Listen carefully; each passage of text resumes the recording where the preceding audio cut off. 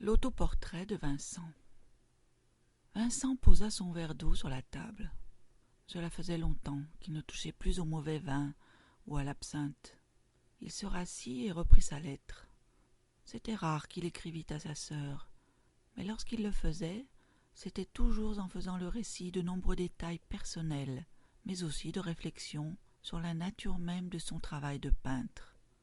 Cette fois-ci, dans son élan, il s'épancha sans gaieté, sans tristesse, sincèrement. Puisque j'en suis tellement à te parler de moi, je vais essayer de voir un peu si je ne pourrais pas te mettre mon propre portrait par écrit. Voici une conception du mien qui est le résultat d'un portrait que j'ai fait de moi dans la glace et qui est aux mains de Théo.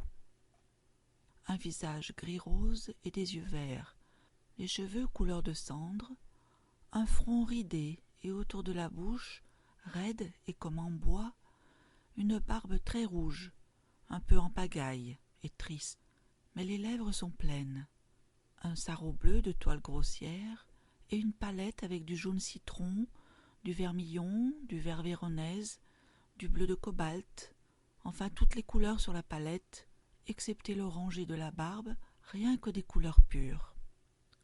La tête est sur un fond de mur blanc-gris. Il fit une pause. Il essaya de se remémorer le plus exactement possible l'autoportrait envoyé dans la capitale, afin d'être certain de ne pas avoir menti, pas même exagéré.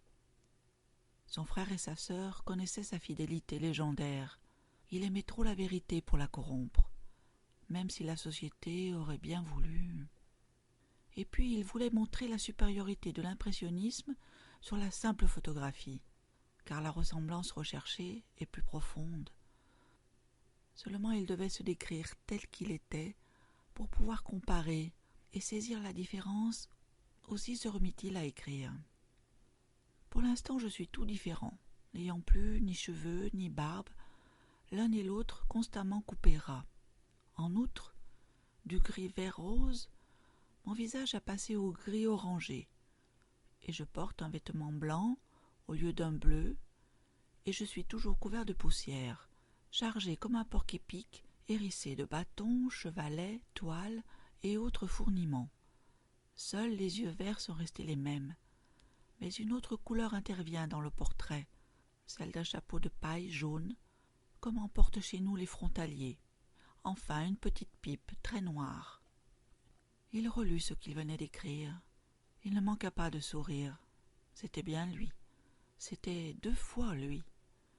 Une fois comme il se voyait, une fois comme il le voyait. À présent, sa sœur avait normalement tous les éléments pour comprendre non seulement la pensée impressionniste, mais aussi sa conscience.